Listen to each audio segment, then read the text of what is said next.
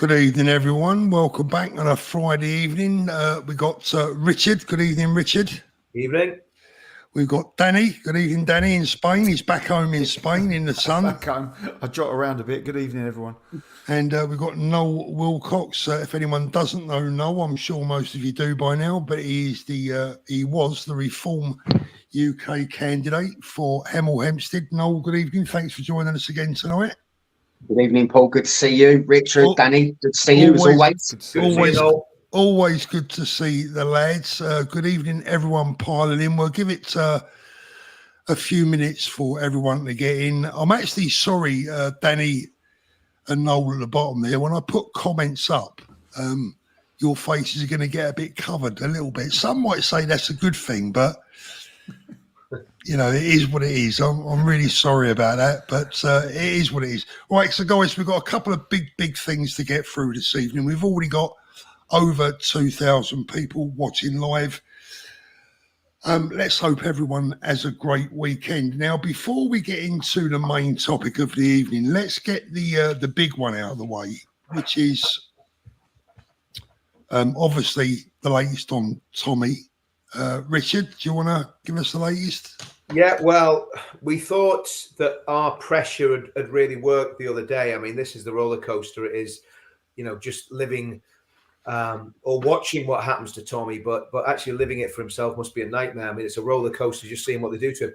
But on, I think it was Tuesday, we heard he was going to get moved down onto the wing.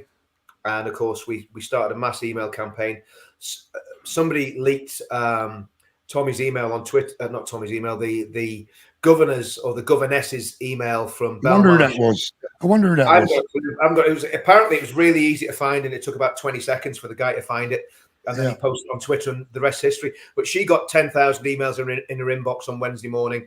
By Wednesday afternoon, she decided that Tommy was going to stay exactly where he was in the secure unit, what used to be called the Ian Huntley unit, secure unit. It's very, very comfortable for a prison, especially a prisoner like Tommy that's got very unusual circumstances, under massive threat from Islamists and all sorts of other people. So great, that's the result. Even his food was sorted out. Everything was sorted. Visitation was sorted. It was brilliant. And I was talking to people who'd friends that worked in the prison and so on and so forth. Everything was absolutely spot on. Then 3 o'clock this afternoon, news comes through, or 3 or 4 o'clock. Tommy's been moved to Woodhill Prison, and where he is now not in a secure unit. He's on the block. He's in solitary confinement, and the block is at the bottom of the wings. And the people that serve him his food, as far as I know, from what I've been told, are the orderlies. So it's, in other words, it's other prisoners that serve him the food. So he's in a situation where all his safety's gone. All his life has been turned upside down once again. He's been moved to another prison. And there's the serious questions to ask here, because Woodhill Prison is the same prison where jihadis kicked his teeth in. That's why Tommy's got those. He was assaulted there last time, wasn't he? He was assaulted there before. By the way, Richard, Woodhill Prison is also has the highest prisoner suicide rate in the country. What a coincidence. To me, and again, I'm well aware, just in case any family members watching this, that I don't want to sort of over egg things, but to me, he's in very, very grave danger. And I was talking to another friend of mine who's knows a lot about prisons. I'm not going to say why, but he knows a lot about prisons. Really good lad. And he said that what Tommy needs is a prison solicitor or a prison lawyer that actually gets in touch with the governor over the weekend and serves them with a legal document saying, if anything happens to Stephen Yaxley Lennon, we are going to hold you legally and criminally responsible for any harm that comes to him. And that will maybe get a bit of a shift on. I also want to know, I can't remember the woman's name. There's a Muslim MP who is the justice minister. I think it's Sabina Mahmood. Mahmood, yeah, that's it. So Mahmood, what part has she had to play in this, if any? These are questions that we need answered as a matter of urgency. What part has Keir Starmer? Have they had a meeting of ministers, the Home Secretary, the Justice? I mean, what an ironic name, the Justice Ministry. There is no justice in this country if you're Tommy Robinson, or if you're anyone that supports Tommy Robinson, there's no justice. So Tommy's now been thrust into exactly the same situation that Peter Lynch was in. And remember what happened on last weekend, the weekend before. It's my understanding that Tommy will have a prison solicitor tomorrow. I did actually have a quick call with Amit earlier, Tommy's lifelong friend, and who visited Tommy this morning. There's going to be another important update tomorrow and we'll be hearing from him as soon as he's got that. Noel, what do you make of the events with, first of all, with Tommy this week? Sorry, Richard, just to clarify, because I'm not that familiar with the demographics of where this prison is and stuff, would you just be able to just tell me, just so I know the full picture?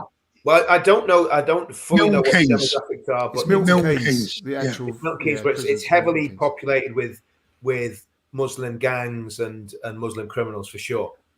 Right. I think across the board, I think 18% of the prison population is Muslim now anyway. So, and my fear for Tommy has always been his food. It's unlike they'll physically get it in, but it's the food that worries me, and water and things like that. Food and drink, that's what worries me. Okay, so just so that I'm clear, when he was in prison before and he had issues with food, I believe that he lost a substantial amount of weight. And did he become quite ill whilst he was in prison or something? Mentally and physically. Was this the same location? Was this the same prison? No, that was Onley. Sorry? That was HMP Onley and Belmarsh. I think, I mean, it becomes a blur, but in May 2018, he got arrested and imprisoned outside a court for reporting on the rape gangs up in Leeds. And he did a sentence then. He appealed the sentence, got released, and then they tried him again on the same charge and imprisoned him again for 3 months, which he spent, I believe, in Belmarsh. But before that, he was in Onley, as far as I remember. That's when he came out with all that weight loss, as far as I can remember. But he was just, I mean, it's got worse. I mean, he didn't even stand outside a court. He made a film, and the film was factual, and that's what he's in prison for. He's in prison for being a journalist, but which just shows how far our country's fallen. But it's the original charge, Rich, weren't it? The original charge was he wasn't. I mean, he was actually in prison at the moment for contempt of court because he still showed the. It's relating back to the film, no matter what. It's about the film, the original case, and the reality is that look, if there was justice, there would have been an appeal and a retrial, okay? Because that libel trial, if you look at it and you look at the evidence, how that man came to that decision, I don't know.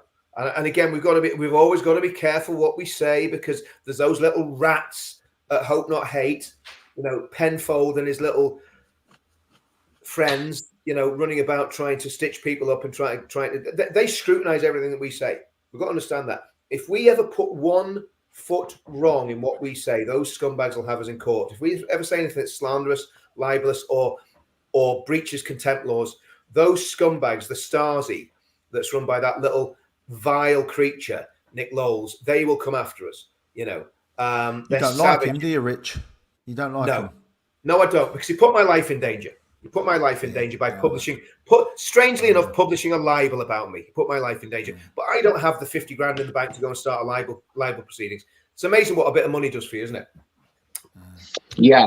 I'm sorry, just so that I'm clear, because I like to, be acquainted with full facts before I comment on something. And when he was put in prison previously, was this when he was standing outside the court and he was commenting? Was he reading off of like BBC script or? Yeah, in Leeds. Yeah, pretty much. I mean, the court case was done, so the guys were going for sentencing, right? So there was no way that anything he said outside that court could have prejudiced that trial, because the trial was finished. So it was just, they were just waiting for sentencing. They'd been found guilty already. So, I think he just said, "How do you feel about your guilty verdicts?" or something like that. I can't remember now, to be honest. It's that long ago, but lots happened since then. But yeah, so that was the first one. That was contempt. Yes, it was a civil case. So so then this one relates to the Syrian lad and all that carry on up there. And basically what happened was, as a result of the publicity from that case, and the government went to panic, they closed the school down, made people sign NDAs, and then paid them large amounts of money for signing the NDAs.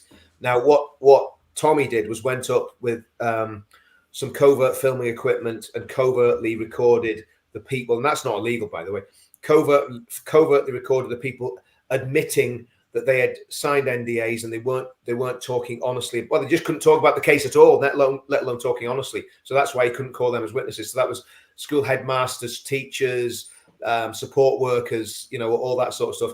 And the kids that gave evidence, their lives have been destroyed because the judge called them liars. One of the girls, very intelligent girl, she was called a liar. She was studying law. She had a nervous breakdown. She ended up with all sorts of issues. The young lad Bailey has had the most terrible time.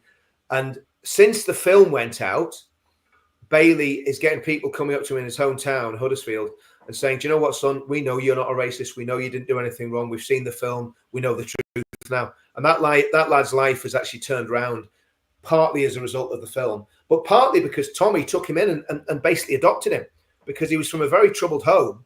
And I met Bailey on numerous occasions, the lovely kid, and he was suicidal because of what happened.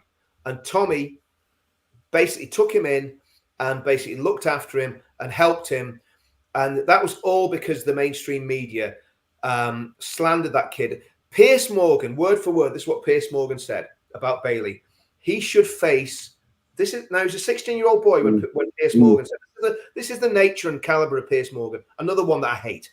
Piers Morgan said this. He said, Bailey should face severe retribution for what he's done. Do you know what he did? He poured a bottle of water over the kid's face. And and the media said it was waterboarding. We've actually got some footage of a mock waterboarding that it was going to go in the film. It didn't make the cut. It was going to go in the film, allegedly. There's footage out there of a mock waterboarding. Believe you me, waterboarding is nothing like just pouring a bottle of water over somebody's face. Yeah. If you're getting waterboarded, you think you're going to die. So the whole thing is a complete farce. It's a travesty of justice. And now Tommy's in prison again. And, I think Tommy has showed incredible courage throughout all this. And I mean, absolutely. I know what he went through psychologically in the build up to this, right? He has if you imagine your worst fear, maybe you're scared of rats or flipping heights or you're claustrophobic, whatever your worst fear is, right? His worst fear was going to prison because he's got PTSD from going to prison. And he faced that fear. And for months he agonized over it, and he was not in a good way mentally. And he came back and he did it. And he's facing that.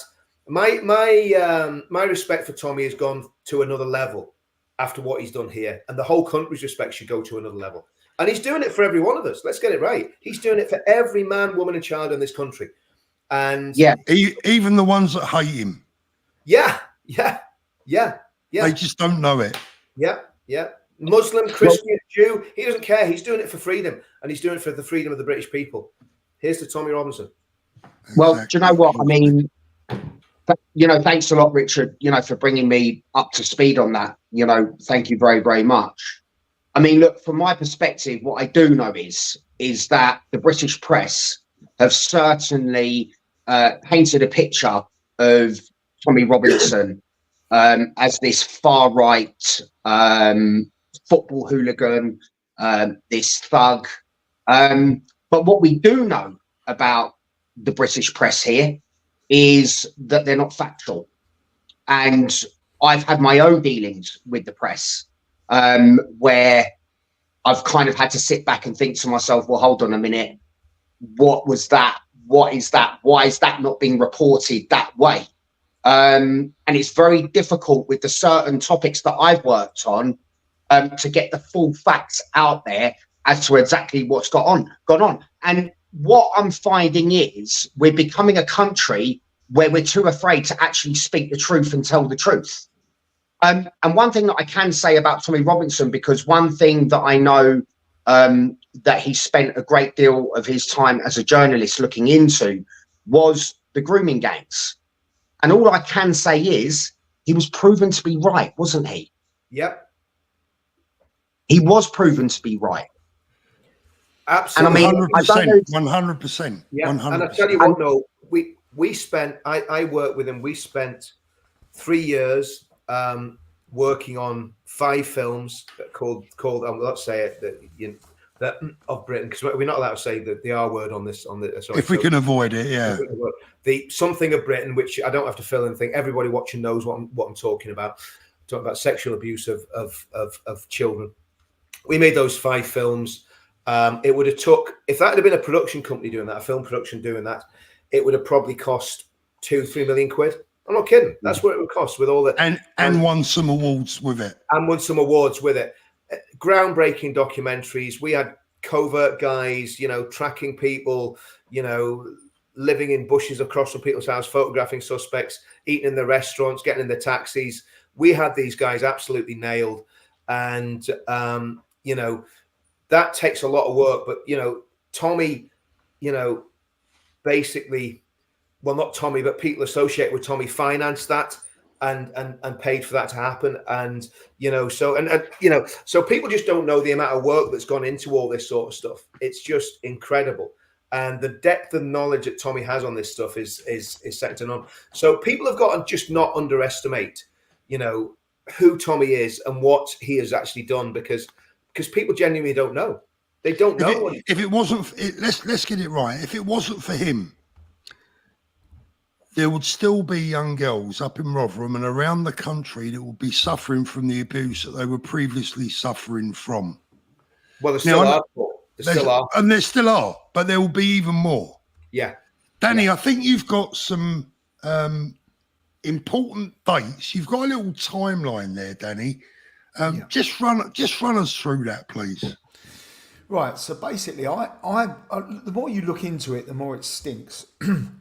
I flew back with Tommy on the 20th of October to Luton Airport, and he was expecting to be detained there. Sailed through, no problems whatsoever. Cutting a long story short, got in a car and he went to where he needed to go. On the 25th, he had to answer bail. That was always part of the conditions. That wasn't a newly imposed thing. It's one of the reasons he come back prior to the march as well. So he had to answer to bail on the 25th of October. So now he's flown in on the 20th. They've let him out. On the 25th, he goes to the police station. Bear in mind, he come back to the UK voluntarily. They then detain him, which then obviously stopped him from attending the massive march on the 26th. Now, I think they detained him deliberately. This is my own personal opinion, no proof of this, but that was going to cause unrest and disturbance at that march, and it completely failed. We spoke to the police liaison officer, the sergeant, at the very end of the march, and he said there was, as far as he was aware, there was 0 arrests on our side of things. Not sure about the other side, the little march that went on, but our big march, there was no issues whatsoever. So that's on the 26th. Now, they were expecting unrest, I believe, and it didn't happen. On the 28th, obviously, the trial date, where he got sentenced to his 18 months, which he's going to do 9 months of, less than 3 days he'd already spent in prison already. Now, on the 29th, the day after that court case, and well after the march, and well after Tommy being detained, etc., the Southport alleged killer was now then charged, and it was released that he's been charged with terrorist offences, making, ricing and having a jihadi manual on his computer. Now, does this mean, because obviously the situation was back in the very end of July, the problem in Southport was at the end of July, 29th of July. Did Starmer know? Did he know all this time that there was ricin being made in that property? Did he know that there was a terror manual? Well, if he did, it's been kept deliberately quiet from the British public, hasn't it? Because obviously there was massive unrest, which no one's condoned. No one in this channel, all we ever done was called for peace and for people not to go to these riots and stuff.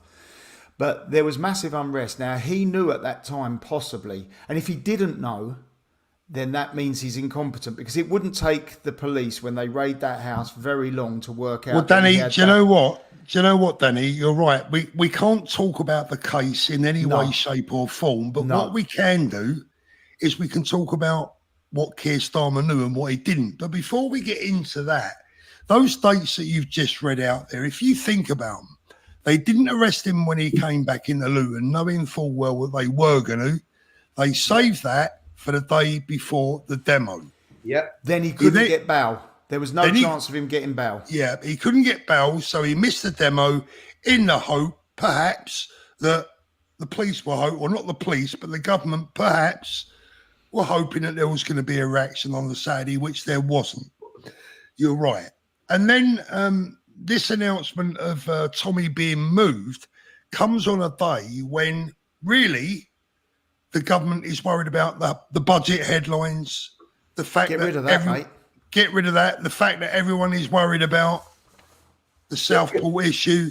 These dates and these incidents, they seem is a bit too much to be a coincidence for me. Can I come in? I think so. It's very calculated. Can I come in there? Because when I spoke to the police on that Friday and we were all there, I don't know if you guys remember, the police were shocked and they weren't putting it on. Those public order coppers, and we were talking up to, I suppose, chief inspector possibly. They were fairly middle-ranking officers. When I told them Tommy had been nicked, they didn't know. So what's happening here? There's a state within a state. There's a police force within a police force. So there's stuff happening at a different level in the police and justice system. So you got your coppers that are basically dealing with it on a day-to-day, doing the public order stuff. You know, we've built a relationship with them. They were honestly shocked to the core and rocked when I told them what had happened. So there's a lot, and like you said, I think it was you said it, Danny. It was you that you spoke to that copper after the event. Absolutely. What the deep state wants, the sneaky people, the ones that are trying to destroy what we're doing, they wanted it to kick off. They wanted us to riot. They wanted us to wreck London because of Tommy. And when they didn't get I've written to a couple of the newspapers, Rich, right? The Metro showed the headlines was the big Tommy march, blah, blah, blah. And it showed under that all people being held on the floor, being arrested. Now, I know for a fact that was from the other side, the anti-Tommy people. They made it look in the mainstream media. Yeah, the whole thing is just getting completely and utterly out of hand. Let me just read one or two supers. Bob, thank you, Bob. Starmer, I've seen more alive eyes on a dead shark. That's not even mentioning his sidekick, Munchkins, Rachel the Thief, Reeves, and Olive Eyes Cooper. Don't think you like her very much, Bob, do you? Fair comment, though. Gray, the world is watching Woodhill. They are indeed. Si Harris, evening, lads. Seeing you four on the telly reminds me of Crime Watch. Oh, thanks very much. Dave Young. Dave Young, decision to move Tommy would have come from someone higher than the Belmarsh prison governor. Absolutely. Beastie is a new member. Thank you, as is Lowell. Thank you very much. Thank you, Stephen. I mean, look, no, I know this is a difficult one for you, and I don't want to put you on the spot. And if you don't want to answer these questions, just say pass, because I understand you're in a difficult position. So I'll address these questions to the other two. And if you want to speak up, please do so. Last week, Richard Tice had his very own Gerald Ratner moment.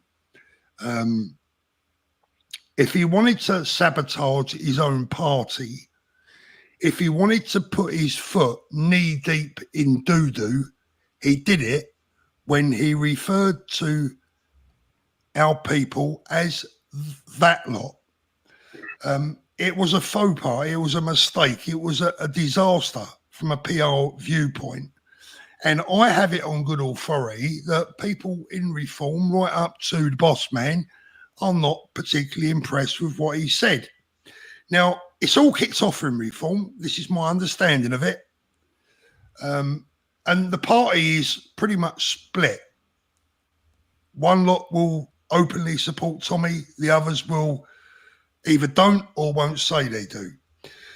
We are now in a position where this, as far as I'm concerned, has gone beyond party politics. It goes beyond splits in reform. It goes beyond anything political. This is a case potentially of life and death for a young father with 3 beautiful children on a human rights issue.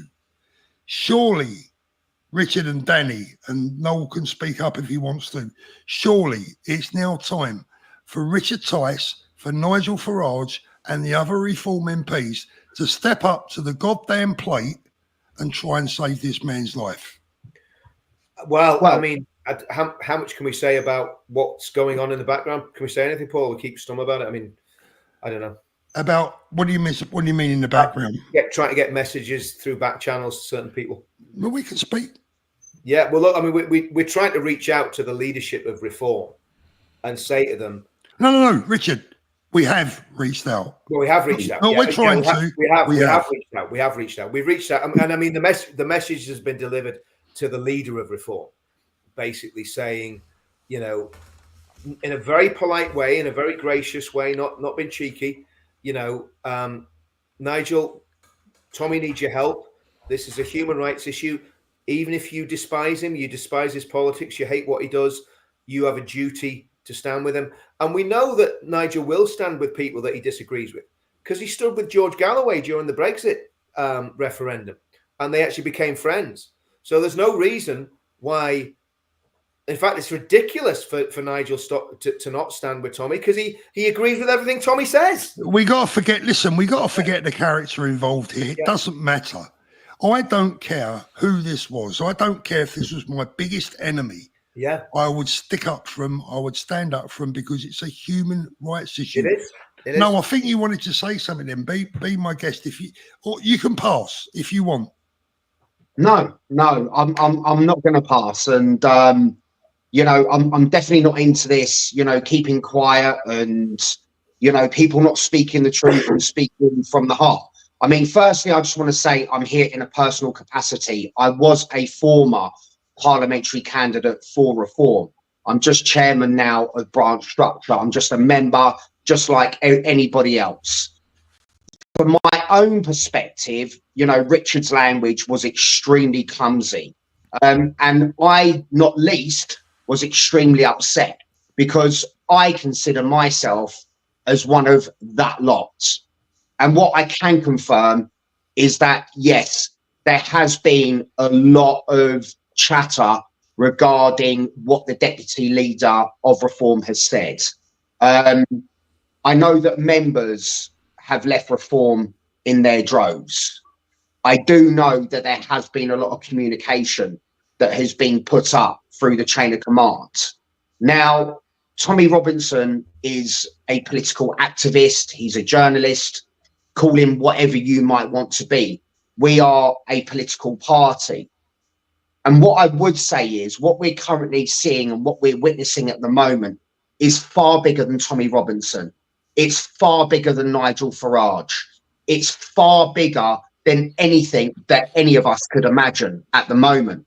The whole thing it's tyranny, what we're experiencing at the moment. I mean, you name me one thing in our systems, in our processes, in our country, the rule of law, the justice system, you name me one thing right here, right now that works. I can't actually name a single thing. Everything's broken. Everything's broken. Every single thing is broken. And I think what we need to do, whether you're a political activist on the right, whether you're a political party, I think what we need to do is align ourselves. And that's what we're not doing. And the left are very, very good at sticking together. The left are like a band of brothers. And what happens with us on the right, because we're seeing what's going on in our culture, what we're seeing and what we're witnessing in our society, because we're so desperate, I think we're all just looking for that magic pill that can just be that quick fix that just fixes everything overnight, including myself. And we just want somebody to come out and say this and say that. But what I do know is that politics is a long, long game. And a lot's going to change, I think, over the coming days with the US election. You know, I mean, I'm hoping and praying to God, and I mean, I hope and pray to God that the American people elect Donald Trump so we can restore 100%. some form of law and order in this madness that we're living in. And then I think the world will kind of have a little bit of a different direction in where we're going. And don't forget as well, Nigel and Donald Trump are very good friends. It could be a huge, huge game changer. And I know that emotions are running high, and I get it, Richard, I get it, Danny, and I get it, Paul. Emotions are running high. But sometimes what we all need to do is take that back seat. People are going to make mistakes. We're all human beings. I have made tons of mistakes in my life, and I'm going to continue to do it. We're all human beings.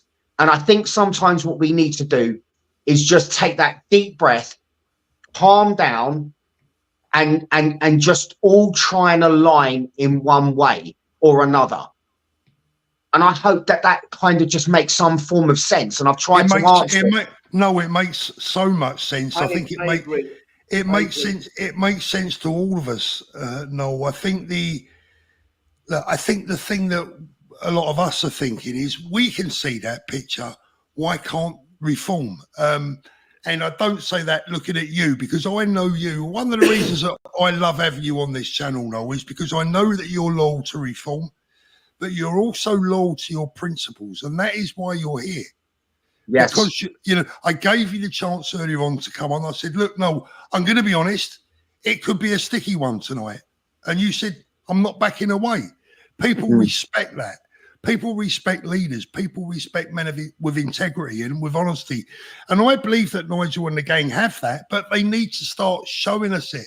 Because I think they're too scared to show it, Paul. Danny, let me say this. You know, if God forbid, if anything was to happen to Tommy in jail, reform are over, because everyone, rightly or wrongly, is going to be pointing the finger saying, why didn't you do anything?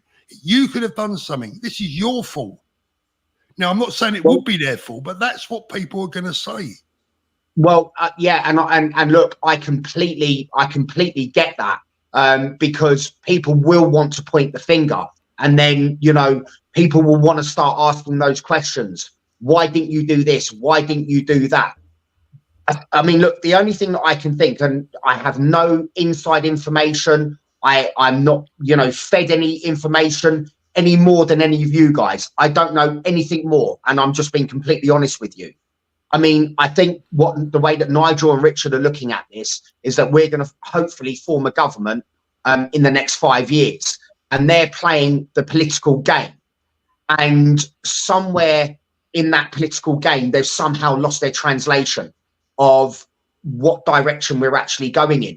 Because a lot of the things, look, all I can say is, when I was at conference, I was asked a question: what one thing would you want reform to do that they're not doing?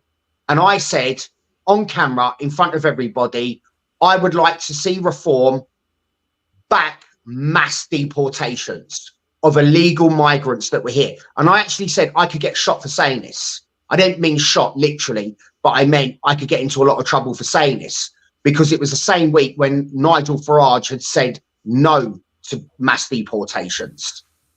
Now, reform is talking about mass deportations. Rupert Lowe is now frequently standing up in various select committees, and he is saying, these people that have entered our country illegally, they have to go. And this is what I've been campaigning for my whole political career. The people that have broken into our country, they've got no right to be here. They're returned. If we don't know where they've come from, they go to Rwanda. It's as simple as that. Goodbye. And then they're no threat. So I do believe that reform they will at some stage, they will start talking the language that everybody wants to hear. But we're a brand new political party. We've got, sorry, what, I can't hear you, Paul. You're on mute, mate. Muted. Sorry, no, I get all that, and I think everyone watching gets all that. And by the way, there's 10,500 people watching live. Thank you so much for that tonight. Don't forget to hit the upvote button, please, ladies and gents, because it helps with the video. If you give us an upvote, more people will get to see it, and don't forget to subscribe. No, look, I get all that, and I think that certainly I know that me and Danny and Richard gets all that, and probably a lot of people watching will get what you're saying. I've had emails this week saying, Paul, please lay off reform. I'm not on reform's back. I've been out campaigning for the bloody party. What it is that they keep shooting us in the back or stabbing us in the back, and they can't continue to ask us to keep bending over and pulling our trousers down and then offering them our votes. Now, I'm a tolerant man. Me and Richard have had, not ding-dongs, but me and Richard have had differences of opinion on this time and time again, privately and publicly. And I keep wanting to give reform a second chance, a third chance, a fourth chance, because I believe that what June Slater said is right, is that they are pretty much really the only show in town when it comes to the next general election. But I'm going to stick to this, and I will never, ever change my mind. If anything happens to Tommy Robinson, Nigel Farage will go from being what he likes to think the most popular politician in the UK to one of the most hated men in the UK, because people will blame reform for not sticking up when they should have done. And that doesn't just go for reform. It goes for all politicians that allegedly have a heart, that allegedly have tolerance, and allegedly want people to be safe. Everyone but Tommy. I'm really, really pissed. I mean, Rupert Lowe, Paul, Rupert Lowe has touched on the Tommy issue, I'm sure. I could read it word for word. Rupert Lowe, yeah, read it out, Danny, please do. Yeah, right. So Rupert Lowe said a few days ago, whatever your view on Tommy Robinson, comes straight out with the name, I hope that he is afforded the protection he needs to ensure his safety within the prison system. Many of my constituents, decent people, have been in touch with their concerns. I will ask the Ministry of Justice on their behalf. So it has been mentioned at least by Rupert, which is Rupert Lowe, nice step forward. Rupert Lowe, Ben Habib, and Howard Cox, the only three that have come out so far, and that I'm aware of at least, and said from the political side and said the right thing. We've never expected that anybody from reform in the hierarchy there comes out and says, we love Tommy, this is that, we're all cuddling up, we don't expect that. We never have done. But there's a time and a place, and now is the time. I think what they could do, they could ask questions on the floor of the House. I've asked my local MP to do that. He's already emailed the governor of the prison, and he's got in touch with, as far as I know, the Justice Secretary. But we need to see a number of politicians on Monday asking questions in the House on the floor about the safety of Tommy Robinson, not because they like him, because they all say they hate him, whether they like him or not. They're all, well, I'm not going to say it, but they don't fawn over him. But they need to stand up in the House and ask questions about his safety, his physical and mental health. That needs to be done on the floor of the House. They need to get into Hansard, and they need to put written questions down to this Mahmood woman, to Cooper, and to Starmer. They all need to be slapped up the face with written questions, calling them to account. Because if it all goes wrong, the book stops with them. And okay. Sorry, I've just had a couple of messages, Richard, here. I can't say from who. Yeah. There are some very strong rumours this evening that Keir Starmer's days are numbered. That's the first thing. I've heard the same, Paul. There's some very, very strong rumours from people in high places that Keir Starmer's days are numbered. Let's hope and pray that's true, but that leaves us with his own choice. I think it's his own choice. I think he can't deal with it. And the other thing that I am being told, carry on, Richard. I'm going to read these messages. Yeah, I mean, I just think, part of me is saying, do you know what? This is where the optimist and faith comes in. I believe Tommy will come out, and I don't believe he'll be broken. I believe Tommy will come out, and he'll be the most prominent. Now, he may never be a politician, but he'll be the most influential political figure in modern British history. And human rights icon. Human rights icon. He's going to be the British Nelson Mandela. And I'm no fan of Nelson Mandela, as everyone knows. But he is going to be the equivalent of Nelson Mandela. And let's get it right. When Nelson Mandela came out of prison, he was a statesman and he did bring people together. And that's what I want to see when Tommy comes out. I want to see him be a statesman. I want to see him bring people together. And I believe he's got the ability to do that. And that's what we've been doing in the Unite the Kingdom rallies. And Tommy's been the figurehead. We've been bringing people together. And that's why, you know, this is bad at the minute. What's happening to him is really bad. And we've got to do everything within our power. But we've got to also stay calm and not panic, because I believe that, you know, I believe God's got his hand on Tommy. I believe Tommy is going to come out safe and well. And I believe he's going to be a bigger man, not in stature, because he'll never be bigger in stature, but he's going to be a bigger man when he comes out by far than he was when he went in. And, you know, he is going to lead this country in the right direction. Couple of things, boys. Couple of things. First of all, I can tell you this. I can't tell you who, and I cannot tell you who, but there are two senior politicians that I've been in touch with today that want to go and see Tommy in prison. That is groundbreaking. Senior politicians that want to visit Tommy in prison because they are finally listening. These people are listening. They're understanding his story. That's wrong, Paul? What's Tommy ever said that's wrong? Earlier days, he told the truth. He's told the truth, but he'd probably be the first to admit. And I'm going to be honest here myself. You know, look, I've always watched Tommy and you know, been a fan of his, but there have been times when he's been, especially in the earlier days, when he's been a little bit industrial. He's a working class lad. I was the same when I was his age, right? And with a bit of age, you tend to calm down a little bit. But he was a young man. I mean, for Christ's sake, I don't know how old he was when he went on the BBC, was it?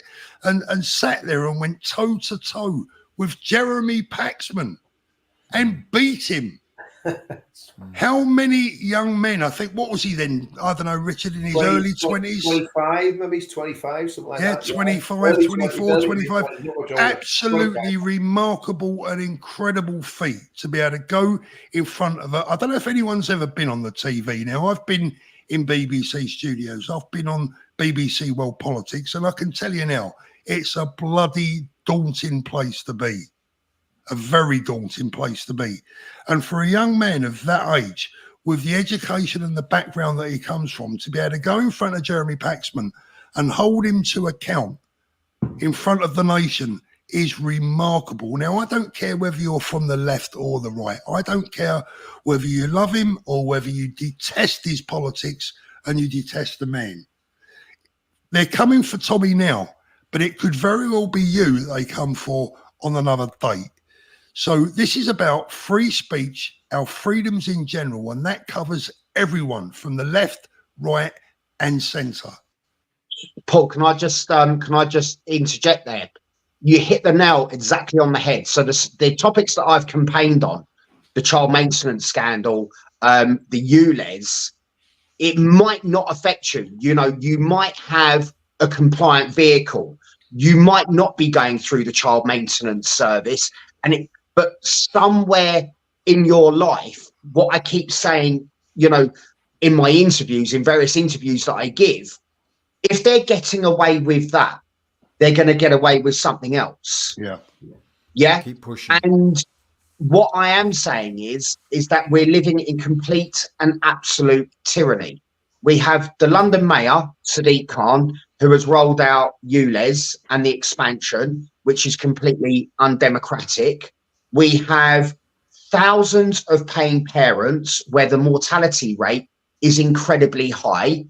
There's another scandal that has just started breaking regarding something to do with Transport for London as well, where they've been putting other fines onto people and using harsh enforcement powers. And people have to wake up to what's going on.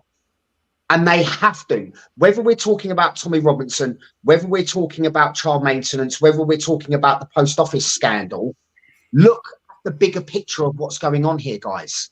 Yeah. We're all being attacked by the heavy-handed approach of the state. 100%. And I do believe now that the British people are just beginning to wake up, and they have to take notice of so many different things, whether it's Tommy, child maintenance, ULEZ. We've all got to start paying attention to what's going on, because these things might not affect you right here, right now, but there will be some point in your life, whether it's something to do with claiming benefits, whether it's to do with disability, whatever it might be, there will be something that does affect you eventually. But I do think that the British people are starting to wake up. Yeah. And I do believe that. And I've always said that through history, we've just been a very, very slow country to react. That's because we're tolerant. We're tolerant people.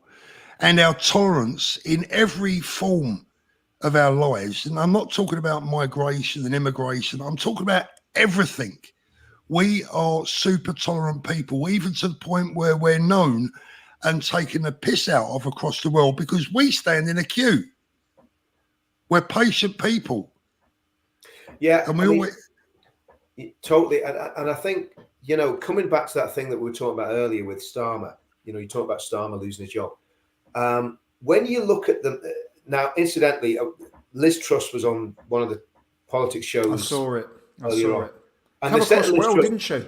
Yeah, they said Liz Truss said, yes, how long would it have been after the attack, and them knowing that it was, you know, that there was the Al-Qaeda. This is what we know. I'm not going to talk about what we don't know. We know there's an Al-Qaeda manual. We know there's ricin, so we know it's terror related. How long would it have been before, as Prime Minister, she would have known? She said minutes, at the longest hours. So when that manual was found, which would have been probably within 48 hours max, probably less of the attack taking place, they'd have been busting his door with, as soon as they knew who he was, his door was going up the hall, right? And if they wasn't, you'd have to ask why. Yeah, and they're incompetent. I mean, they can't win here. They can't. I tell you what. I tell you what. But here's the thing. This is really important. If he knew that, that means he knew it when he went to Southport. That means he knew it when the riot started. That means he knew it when he was saying, "Don't use this as an excuse for, you know, for being far right and so on and so forth." And we've got, you know, here's the thing. So there's just been what we perceive to be an attack, right? And we know that the guy had been reading Al-Qaeda manuals and making ricin. And what does Keir Starmer do? Doubles the protection on mosques. Didn't double it on churches or primary schools. Well, primary schools are obviously off. Didn't double it on kindergartens or places where kids have been looked after. No, he doubled it on mosques. Now, I don't know anything about this guy. We don't know if he's a Muslim. We don't know what he was. But we know he's reading Al-Qaeda manual, which would... That's good. Well, now we do. Now we do. Rich, before we go any... The thing is... Oh, Starmer. You're saying Starmer would have known. Starmer knew that. Yeah, Richard, before we go any further, let me just go through some super chats. We've got nearly 12,000 people watching, and then we'll get into the last part of the show where we are going to talk about Starmer and what he did or didn't know. We're going to talk, because I think we've all been gaslit here like never before. Let me just read out one or two super chats because we got quite a few. Canon Lenses, HMP would always 37% Muslim. I don't know if that's true, but if you say it is, I'll take your word on it. Sprocky Lock, Farage, Tice, Reform, speak out for Tommy now. If they don't, they'll have to forever hold their peace, because I tell you what, I don't see any comeback from it for them. Philip, thank you. I live close to Milton Keynes. I would love to help. Like take toiletries or food in for him if possible. We're going to try and find out, you know, we're no more tomorrow, Philip. Keith, thank you. We'll be interested to know how many more Cat D civil prisoners are doing time in Cat B prisons. Disgraceful. Susan, thank you so much for that. Meow Moog, he needs supporting. It's obvious and dreadful. Matrix, Woodhill Tommy was led by staff to a room where he was locked in with 6 men and immediately attacked, having his teeth knocked out. Julie, thank you. Tony Ball, thank you. Had a divine message tonight, a page long. In summary, the laws of the land would be used truthfully. PM jailed long term. Country starts to slowly rebuild. Within 1 year, this occurs. Tommy, okay. Thank you, Wendy. Has he nodded off? You know, I think Noel was looking at his phone and it looked like you was asleep, Noel, at one time. Really? Only at one time. It's all right, mate. I'll give you a nudge next time. Defender 1968. Guys, just been on the HMP Woodall site and there is no email address. This is not the same as the Belmar site. Is this planned after our 10,000 previous emails? Does anyone know an email? Richard, do you have an email? Yeah, I've got the email address. Just bear with me. I'll get it and we can read it out. Pop it up and we'll stick it in the chat. Daz UK, thank you. All foreign criminals in prison should serve full sentences, then be deported. Not jail those like Tommy for telling the truth. Here, Meow Moog again. It's the biggest cover-up since the post office. Oh, I think it's a lot bigger than that. Howie Forced. Love you guys. Keep up the good fight. Thank you very much. Linda, I've just emailed Woodall expressing my concerns for his safety. Nicola.marfley@justice.gov.uk. There you go. Paul, let me just take a picture of that because I'm going to email them as well before you go to the next one. What I want to do is... by the way, Paul, Don Keith from the United States is watching. You know Don? That was Hey, Don. How you doing, brother? Right, Don. Lovely to see you, Don. Lovely to meet you too. 12,000 people now watching live. Guys, if you've got a pen handy, if you haven't got a pen handy, if you've got your phone handy, take a picture of that. Let me just smile for the camera while you take a picture of the... That's it, Danny. Danny, you look like... What's that thing that pops up over the wall? I keep trying to do this, you know, when you just... Thank you very much for that, Linda. Doesn't it seem a long way away Monday, though? Cheers, Janet. Thank you. That's the correct email address, that one there, Paul. That was the correct email address. Yeah, there it is once more. Nicola.marfley@justice.gov.uk. Richard, start emailing again, going back to the timings of everything that we read out earlier, seems very good timing that 3 o'clock he gets moved to this prison, and then we've got the whole weekend before Monday where they're going to start seeing all these emails, right? What I'm going to do is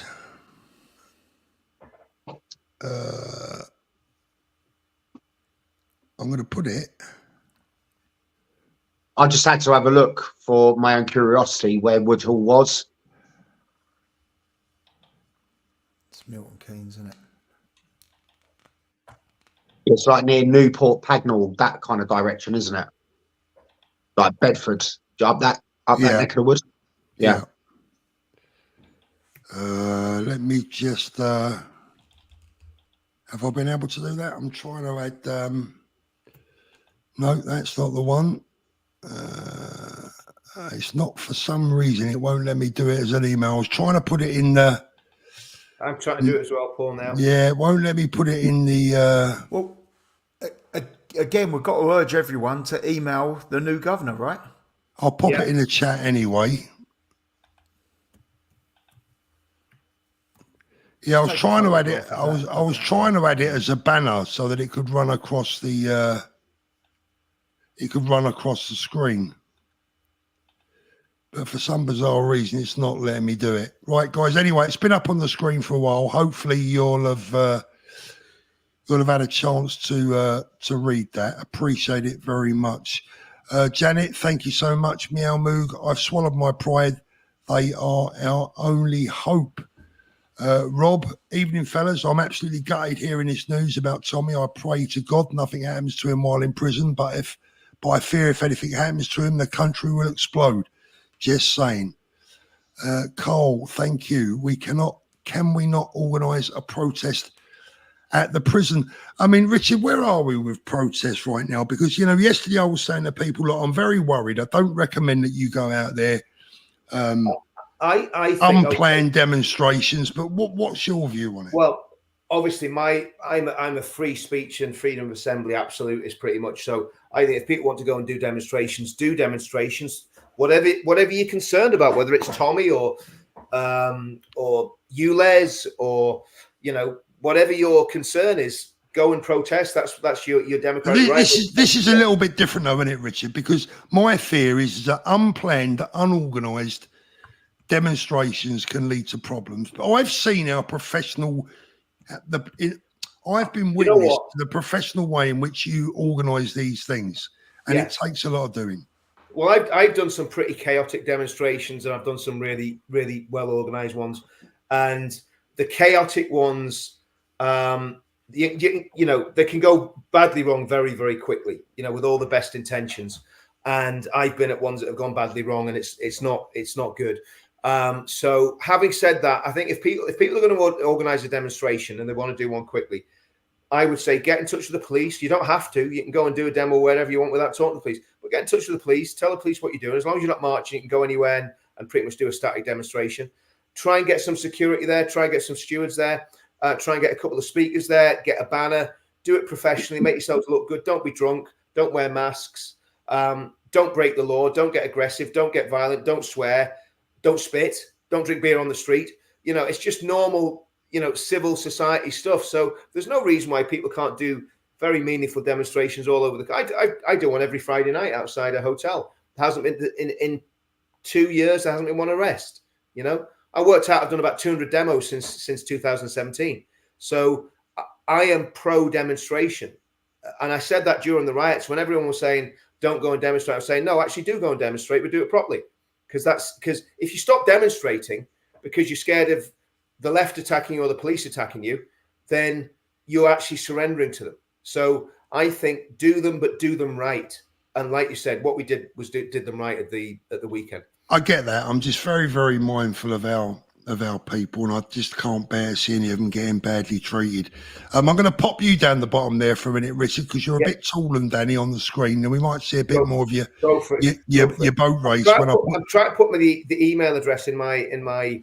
Oh no, it's not. Actually, the banner's not showing. AJ Audits. Woodhill was a Cat A prison. I think it's Cat B actually. Cat B, and one of the worst in the UK. Lefty Lowles and Starmer should be in there instead of Tommy. Chris, thank you so much. Kevin, the Reform MPs need to stand up and show some balls. Thank you, Ben Carter. Appreciate that. Richard is a new member. Cat Watcher 2. I still think that the Prime Minister should be in prison for life without any possibility of parole for treason against the UK and also murder. Blimey. That's a harsh one. Now, Richard really is starting to peak up over the top there. Look, well, you're right there, Rich. Gary, thank you very much, Gary. Lightly Collects became a member. Appreciate that. Gordon and Julie, really appreciate that. And cheers, Ben. What's Reform stance on Agenda 2030? And when are we marching to Dover? Great work, fellas. Noel, anything to say on that? Well, I think 2030 put him back up the top, Rick, Paul Weir. Yeah, put him back up the top. I can't deal with him being down there, pulling faces. There you go. I'll put him back up there. Danny, we're neighbours now, mate. We're next door neighbours. I'm having a little swap round. I think Agenda 20 really falls into the whole thing of net zero and all the madness that we're experiencing at the moment. I believe that there's going to be more demonstrations as well in London from the farmers, from the farming community. I mean, bearing in mind the farmers, they're the ones who just put Geert Wilders into power in Holland, didn't they? Yeah. So, Agenda 2030, I don't know too much about it, but I do know that net zero falls into that narrative. We'll move on. SB65, really appreciate that. Tice, all voters are equal, including the ones from that lot. Get a grip, man, and sort your inner party snobby out. Agree wholeheartedly. Janet, thank you. Not enough. I wish I could give more. Stay safe, boys, and God bless. It's plenty. If anyone wants to donate to Tommy's fund directly, it is helptommy.com. Helptommy.com if you want to donate to Tommy directly. And that is the way that I would suggest that you guys do it. British Jock, have you heard the new song about Tommy from What Patriot? It's absolutely brilliant. It says it all, the people's champion. Do you know what? I was supposed to play that tonight and I bloody forgot. Hey, Dave Mackay. I'm going to leave some links to that in on the community tab. I'll put that up. Let's see if we can get it to #1 on Spotify, etc. Have we got any new contact details for Tommy? Okay. Hopefully they will be tomorrow. Right. The prison number will stay the same if he has moved, but it will be then Woodhill. A different prisoner, as post it. So his number, he'll always have the same prisoner number. It's like an army number. Once you got it for life. So at Richard Inman, I wrote to many MPs the other day. I have now written again, but need you to read it before I send it. I need a working email, please. Okay. I'm trying to think of the best one to send you. Thanks, Sybil. I'll tell you what, actually, go onto my YouTube channel, okay? The Richard Inman YouTube channel. You'll find it just by Google it, look for my name on YouTube. There's an email address on there that you can use. I can't remember what it is off the top of my head, or Paul, if you can maybe put me in touch with Rowena some way. Yeah. Okay, right, guys, no more supers now, please, because we're going to get into the second half of the second half of the show. We've already been going an hour, but we're going to get into the other topic in just a moment. I just want to get through one or two more supers. As the press released the 29th of October, the Piper was called tune on this country's rats. Carol, thank you so much. Tracy wrote to a local MP for what it's worth. Can't do nothing. Yeah, I think a couple of people have had replies from their MPs and they've just said, oh, he's not a constituent, bugger off. Ellie, we need Bukele to free the UK and free Tommy. Nick, really appreciate that. Fashion Be Me UK, appreciate that as well. Paul, sorry, can I just jump in on something you said there? Yeah. If you're writing to your MP and the MP writes back and says Tommy's not a constituent, that's not the issue. You're a constituent and you're asking your MP a very, very serious question about a very serious issue. That's so if they're dismissing you like that, you need to call them to account and you need to go back at them politely, but go back at them hard and tell them that's not acceptable and that they have to listen, they have to act on what you're asking them to do, because they can't get away with just fobbing people off. They're relying on your vote. They're your MP. They have a duty. They think they're above us, don't they? Motor H Mank, I emailed Barfleet at 7 p.m. Thousands need to do the same if possible. Well, look, there's 12,000 people watching this now.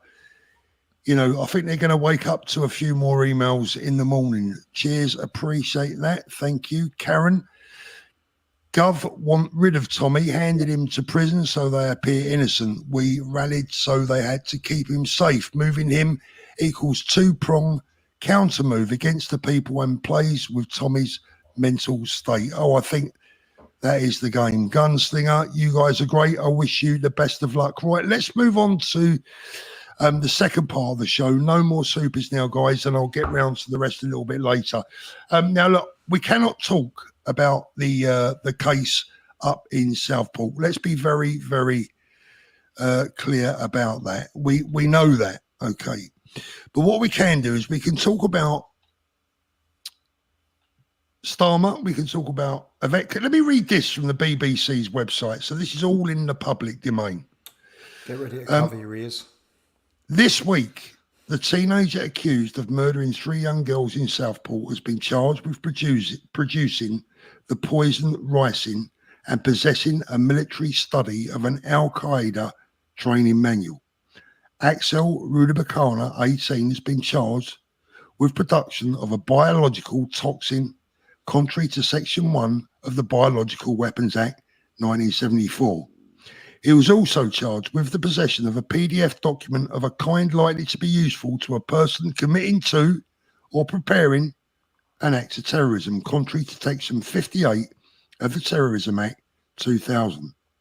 Counter-terrorism police have not declared the matter a terrorist incident, which would require evidence of a motive to be present. Now, as I said, we cannot talk about the case and we will not. But the questions remain that we can ask. When did Starmer and Yvette Cooper know about the above?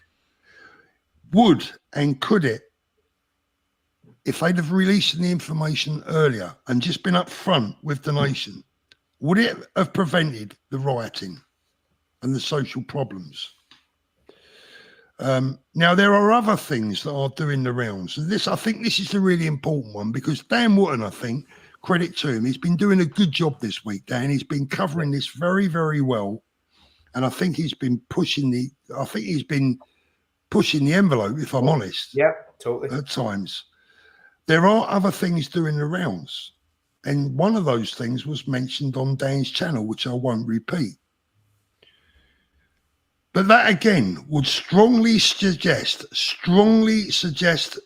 and I cannot emphasize that enough, that the Prime Minister, the Home Secretary, and Merseyside Police knew precisely what was going on a long time before they told us. Now, my question is, after all of that, how is Starmer going to deal with all this in January if and when this comes out in court? We talk about timing. How is he going to talk his way out of this if what we believe to be true, if what we're all thinking comes out in court in January, and it's pretty bloody obvious that they all knew a lot earlier than they've told us? Because if we were hearing things weeks ago, you're not going to tell me that the Prime Minister wasn't. I tell you what I think, Paul. I think he'll use the riots as a shield and an excuse. He'll say, we were in the middle of far-right riots. If I'd have told the nation what had really happened, it would have made them far, far worse. That's word for word what that man's going to say. Now, we know it's a lie. We know it's deliberately obscuring the truth, but that's the excuse he's going to use. He's going to blame the far right for his lie, or for his. He might not need to come out of anything if he's no longer the Prime Minister at that time. That could be why. Well, I think, Danny, do you know what? I think you're wrong, mate. I think that it doesn't matter when it. I think he's going to have to answer for this. But it wouldn't be so interesting to the public if he's no longer the PM, would it? No, it wouldn't be so interesting to the public as such. But from a I don't know, from whatever standpoint, but it's going to be just as bloody serious because this is starting to look. I'm not saying it is. Let me get my wording right. I'm saying it's starting. You're going to use the word "CU", aren't you?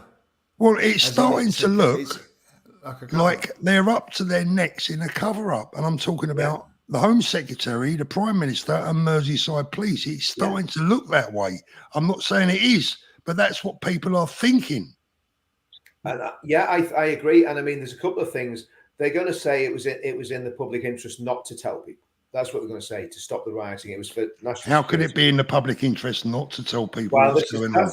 Paul, believe you me, that's what they're going to do. They're going to say for national security reasons, once the rioting started, we couldn't tell the truth. That's what they're going to say. But the question remains: has he lied to Parliament at any point? Has he misled Parliament?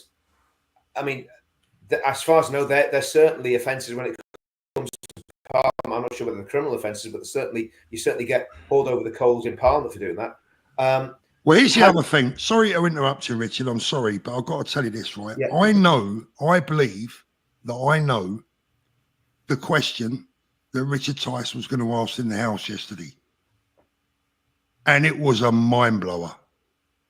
It was a bomb. Now, there's no coincidence to me that Lindsay, what's his name? Lindsay Howes, is it? Yeah. Lindsay Howes, suddenly puts the block on it. Yeah. Now, fair play to Richard Tice. If my information is correct, and the question that he was going to ask was asked, well. There's been a few questions that Reform MPs were going to ask in the House, and they've been kicked back and they've been told. I do know that. That is one thing that I do know. They're asking some very, very uncomfortable questions, trying to hold whoever it might be to account. And I know that they've had quite a few questions refused. No, sorry, you can't ask that question. I mean, is that democracy? No. It's not democracy.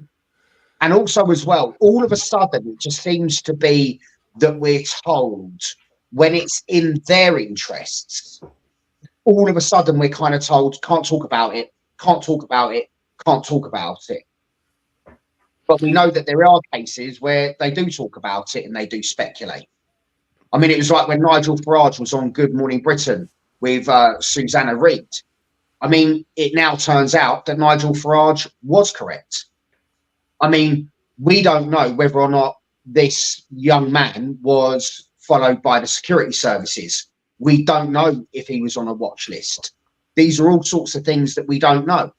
But what we do know is that he went a long way to Southport, which in my opinion, it was premeditated. Just be careful. Please don't go any further with that one. Yeah. Okay. I think you need to, we'll leave that just for your own side. I think you're fine, but just I don't want you to get yourself into any bother, mate. We don't want to talk about him as such. Sorry, mate. I'm just protecting you. No, I think that's no problem. The important thing is what Starmer's done, and has he perverted the course of justice? I mean, that's a serious question, because, and I'm not talking actually about the case with this lunatic. I'm on about with the people that were sent to prison for posting that there was a terrorist motive for the attack. People were sent to prison for posting. They were imprisoned for that reason, Rich, weren't they? They were imprisoned for that reason. So are they all going to be released now? Are they going to be released now? And Starmer knew that there was, and this new offence of publishing information that's not true. Well, Starmer's done that. Starmer's done it, yeah. I mean, look, you've only got to look back. Let's just go back for a minute. Let's take a step back from that. But if you've only got to look at the way they lied to us, just about two things, two very simple things: tax and heating allowance. We're not going to raise taxes, and we're not going to take away the heating allowances. If you count the amount of times that they promised that before the election, and they've gone back on both. Yes, they've taken a penny off of a pint today and put £1.50. They've taken a penny off a pint. 500 pints, 500 pints a year, which most people don't. It's a fiver you've saved. Is a cola bottle more than a penny now? Depends. Is a cola bottle more than a penny? I think it is, isn't it? So you can't even save for a cola bottle. No. Yeah. I think your average Geordie might save a few quid. And they all roared in the house. God bless the Geordies. They all roared in the house, didn't they? When they said, we're going to pay a penny. Well, look, they never said the pint. They all roared like it was something amazing. Here's the thing, though. They never mentioned the £1.50 on a packet of fags, but they'll still tell you that smokers are costing the NHS millions of pounds every year. They don't tell you about the millions of pounds that they're pumping into the NHS every year. When I heard it's a disaster for business. It's a disaster for business, that budget. I mean, it just seems to be that this budget, if they don't get you one way, they're going to get you another way. And if they're not going to get you that way, they are going to get you another way. Whether you've got a house, whether you've got a business, whether you're a pensioner, they're just hitting everybody. I mean, one thing that I can't understand about this Labour government is they've made it very clear that they don't like young people because, how are young people going to get on the property ladder now with the reintroduction of stamp duty? They don't like working class people and they don't like pensioners. So one's got to ask the question, who is it that the Labour government actually does like? I don't know. I think we know, don't we? I think it's Abdul and Aisha coming across on the boat. Yeah. Simple as that. What somebody asked, somebody said to Keir Starmer on the news earlier on, do you realise you're now the most unpopular Prime Minister of all time, or worse to that effect? And he just didn't give a shit. He just looked straight through him and went into his usual waffle. I don't know about you, but I couldn't bear to be that hated. Dave Young, I don't think that's a good idea. The other side will wind you up. Tommy in the Milton Hilton, disgusting, fed up Rachel. Is that what they call it? The Milton Hilton. Epic 2000, we don't have a democracy. It's a disgrace. Dorset Knob, thank you very much. I live in Milton Keynes, 10 minutes from Woodall. Any help, food or drink for peaceful vigils outside Woodall, then just put out the call. Dorset Knob, thank you. Christine. That's a good idea, a peaceful vigil, a candlelit vigil. Do that. It's dark nights when you could go and do a candlelit vigil out there.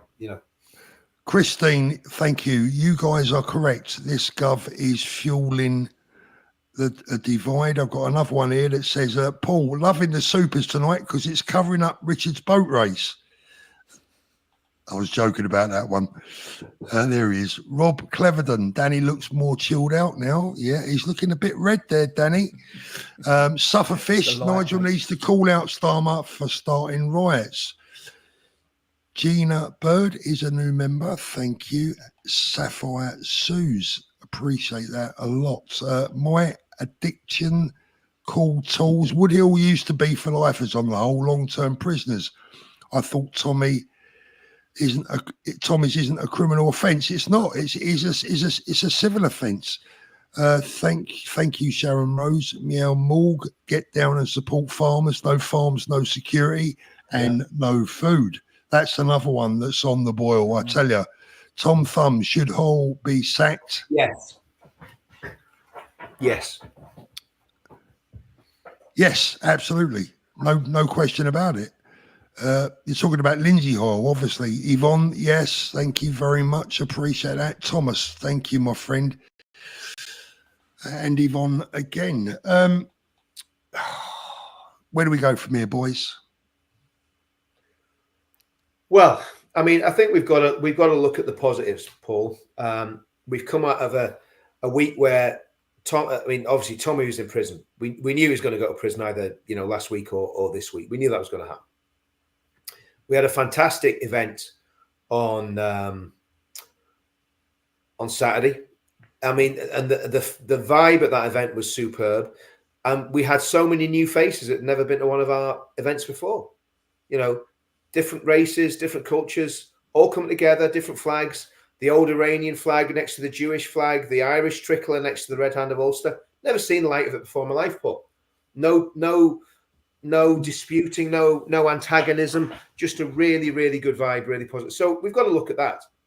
Then we've got to look at the pledge. I mean, we keep talking about the political solution. Well, there is a solution. It's called the pledge. And that's the truth. The pledge sits above. Listen, I'm no disrespect to Reform, or I'm a member of UKIP, as you know, I'm in the NEC.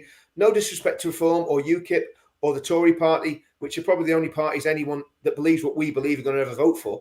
Because we're not going to vote for those headbanging, Nazis and far-right lunatics, like, well, I'm not even naming them because I don't want to give them any airtime. Yeah. The little micro parties. We're not going to vote for them. It's going to be UKIP, Reform, or the Tory party.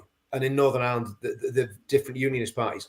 The pledge sits above all that. And the pledge, we want, Noel, you were saying, how do we bring people together? The pledge brings people together. And we need to get that strong. We need to get everybody signing up. And I know people are sick of hearing it, but I'm going to keep saying it every time I do a video because it's so, so important that the pledge is pushed. And, What we need to be. Thanks, Dolby, by the way. Thank you, Dolby. Sorry. Go on, carry on, mate. Yeah, I'm just saying, I mean, what we all need to be is aligned. Whether it's the pledge, whether, we all need to be aligned because let's face it, we all want the same thing, don't we? That's what we all just want our country back and we just want a functioning society. That's what we want. And that's what the pledge does, Noel. It brings everyone together because I'm not going to fall out with you. If you've signed the pledge and I know you're on exactly the same page as me with ideology, I'm not going to fall out with you over what party you're in. No. Whether you're a Tory, a Reformer, or a UKIPper, we're going to say, okay, well, slightly different nuances here. We're doing different things for different reasons, but we all believe what's in the pledge, and we all signed up to that, and we all made that commitment.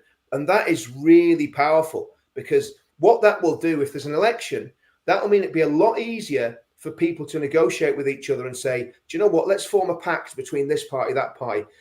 And instead of it being dominated by one party and maybe one ego from one party or two egos from a couple of parties, it becomes about the ideology, the politics, and what we want to achieve. And then you can build a team and you can work together in a massive team. And this has never been done before. What we're trying to do, right, which is basically gain power in a country in 5 years from a standing start of 0.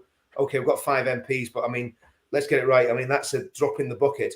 We need to have power in 5 years' time.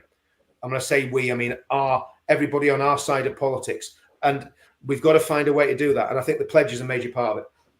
Let me read this out from Andy the Gabby Cabby. Hi, Andy. Lovely to see you in the chat there, mate. Appreciate that. When an individual commits a crime as heinous as he did or is alleged to have done, that person's life will be ripped apart. They knew it a lot sooner than we were told. 100%. Excuse me. Manny Tong. I was at the United Kingdom with my dog, JJ. Rest in peace, Peter Lynch, Free Tommy, United Kingdom dog walk protest. Good idea. Stalin, my MP. Help. That's not a bad idea, is it? A dog walk. I like that. I like that a lot. I'd have to get a dog. I mean, blimey, Richard, you'd be. I don't have a dog. Stop. I don't have a dog. Richard, you could fill your. Stop, Paul. Scott Allison. Everything Starmer has done is all about protecting his power. Agree. Gary W. The island will be an EU prison camp. Who's going to win the Tory leadership tomorrow, boys? Jenrick. Danny? I believe so, yeah, Jenrick. I've got to go with the same, yeah, Jenrick for sure. No? I think Badnock. You think so? Do you know what? I've thought Jenrick all along, but I've got a sneaky feeling in my water today that it might be Badenoch. And if it is, that will be good news for Reform. If it's Jenrick, I think Reform have got a bigger problem. I don't know, and I know what a lot of people are saying about Jenrick, but one thing we got to look at: one, he was a Remainer. That's a fact. Jenrick was a Remainer. You know, he's been in power whilst this country has fallen apart at the seams. I think every single Conservative MP is part of what has actually happened. Fair enough, he did resign regarding the fact that he wasn't allowed to do anything regarding immigration, and that I commend him for. However, he was also David Cameron's best mate. Yeah. And I really saw the decline of the United Kingdom under David Cameron.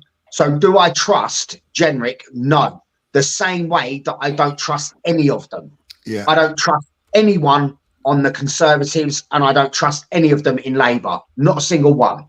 Because they're all complicit in destruction of the United Kingdom, and they have given our country away, and they've given our sovereignty away as well.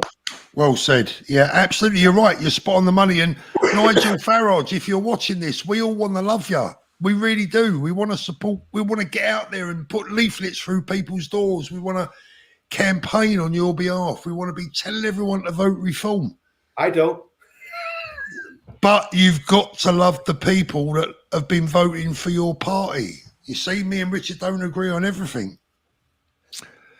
No, but democracy. Getting back to Jenrick, Noel's absolutely right. Thank you, Joyce. Noel's absolutely right about Jenrick. Jenrick, I mean, I've said this many times on this feed, but I'll say it again. Jenrick set the police and the security services on people that were doing demonstrations outside migrant hotels. Totally legitimate, peaceful protests. We had the police harassing us. We had them filming us, gathering intelligence. That's what Jenrick did. You know, so I don't trust him either, Noel. I agree with you 100%. He's saying all the right things, but I do not trust him. And I don't trust any Tories. I never have, to be honest with you. The only thing that I can say, Richard, in Reform's defence, and it is the only thing that I can say, we've not been part of the destruction. Those 5 MPs, the 5 boys that we've got in Parliament, they cannot be blamed for what is happening now. And out of everything that I see going on in the House of Commons, they are trying. At least they are trying to hold these people to account.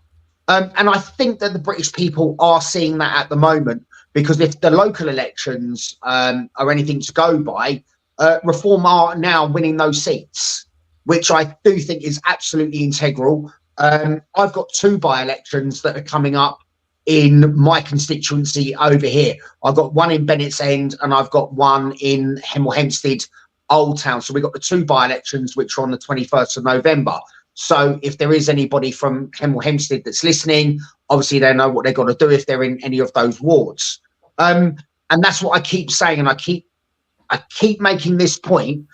If you vote for us in the local elections, we can make a huge difference to public services and part and parcel of each and everybody's everyday lives as well in those local elections. It's just important that people get out there and vote. And that's what I'm saying. And I keep saying, Richard, I hope that UKIP get better, because what they're going to do, they're going to push reform to get better and become more professional. That's why I'm there, Noel, because I'd love to see reform succeed, to be brutally honest with you. But I have big trust issues with Nigel and the head shed, you know, and it's going to take a lot for me to come round. But I would love to see UKIP and reform align in some way at some point, if that can be done, and if there's a critical mass where we're all on the same page. That's where the pledge is so important. We're all on the same page. Just on a point you're making, Noel, about voting. Listen, if you're watching this channel and you're not registered to vote, please register to vote. I don't know what the domain is off the top of my head, but you can find it just by Googling it. How do I register to vote? Everybody on our side needs to be registered to vote. Otherwise, you have to be on the electoral roll, Rich. You have to be on the electoral roll. Yeah, that's simple as that. And then you've got the right, you know, the right to vote. But you need to physically put yourself on it, mate. Danny. You know, you got to actually you do have to register. Guys, for the day tomorrow, I'm going to become, for the day tomorrow, I'm going to become Reform UK's official PR consultant. And I'll tell you what I'm going to tell them to do. The first thing I'm going to tell them to do is bring back bloody Ben Habib into the party and put him in a proper role. bring people like, and I know you're not the biggest fan, Richard, but people like Matt Goodwin into the party and get them rocking and rolling. There are plenty of other people that need to be brought into reform, and they need to get out and do their best for our people, for that lot. And more importantly, they need to do their best for someone who's currently languishing in jail, who shouldn't be languishing in jail, and watch the memberships go from here to there on first thing on Monday morning. And I'm just a simple working class dad from South London. I ain't got a super duper accent, a posh suit, or an Oxbridge bloody education. But I am streetwise, and I know what the public and what the people want, and I know what they'll love. Mons, we must get out and protest outside every Labour office in the UK for the country. Tommy and every other patriot languishing in jail. Epic 2000, hi all. Please look at the wiki page for 2024 United Kingdom riots. Apparently the left are shit hot at making sure wiki pages reflect their narrative. We need to make sure wiki pages tell the truth. That's a very good... it's true. Yeah. Claire Bear, who has been having one or two little issues with the ladies group, so please bear with us. Sorry, ladies, more issues with the Facebook group up soon.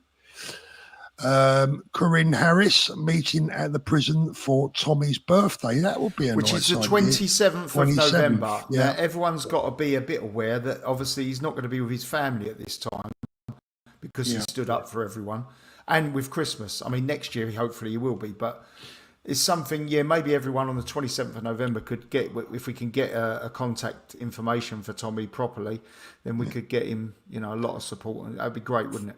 Thanks, Steve. Thanks for all you do, guys. Look, if Yvette Cooper wanted some brownie points off the working class people as Home Secretary, she could offer him a pardon on Monday, or she could maybe send him on home arrest, something like that, something a bit more sensible. Well, we need to make space for Keir Starmer, so they should get exactly. Yeah.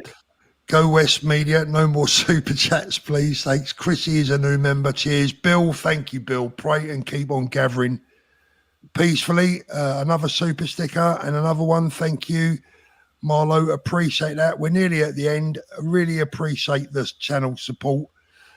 Kulu Sexy Football Police would have searched his house the same night of the attack. We've been lied to since, and it's a national disgrace to the family and the girls.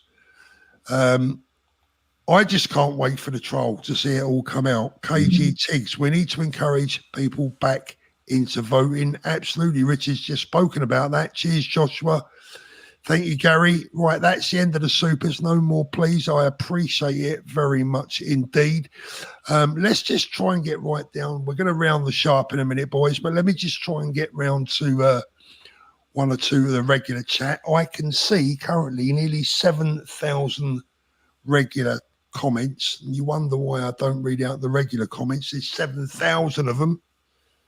Motormank, I think I read that one out. They want to eliminate Tommy. Hi, Janet. Good evening, Penny. I mean, there's thousands of you in the chat there. Really appreciate all your comments.